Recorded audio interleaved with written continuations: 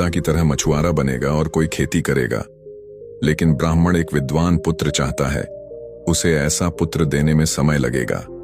लेकिन ब्राह्मण को ऐसे तैसे संतान नहीं चाहिए, उसे एक विद्वान पुत्र चाहिए। इसलिए उससे एक अच्छे संस्कार और विद्वान पुत्र देने का प्रयास कर रहा हूं। मैं ब्राह्मण को एक विद्वान पुत्र देने वाला हूं, लेकिन वह अल्प आयु का होगा। यह सुनकर माता पार्वती ने पूछे, स्वामी, आप यह क्या बोल रहे हो?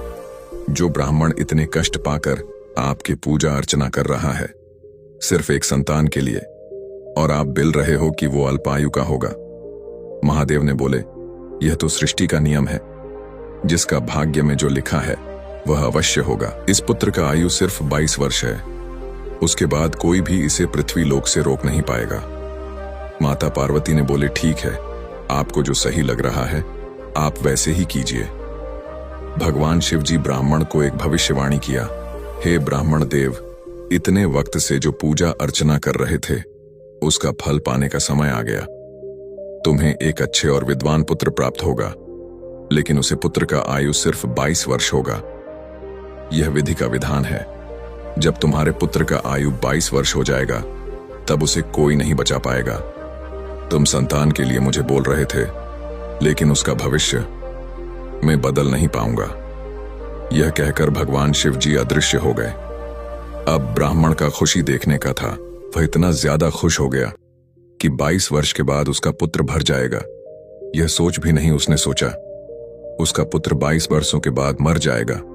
फिर सोचा, 22 वर्षों होने में वक्त है, पहले संतान को इस धरती में आने दिया जाए।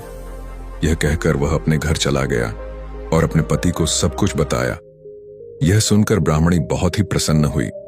वह भगवान को बहुत सारे प्रार्थना की, वह बहुत सारे पूजा पाठ की थी।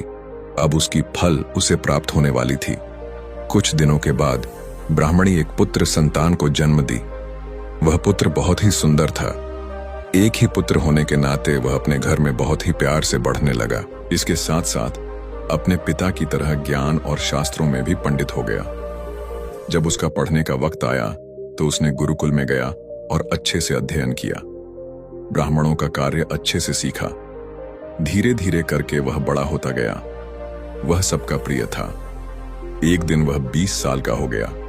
अब ब्राह्मण ने सोचा, इस पुत्र को विवाह कर देना चाहिए। इसलिए एक अच्छे से ब्राह्मण कन्या सिर्फ वही लोग इस चैनल को सब्सक्राइब कर जो अपनी माँ से बहुत प्यार करते।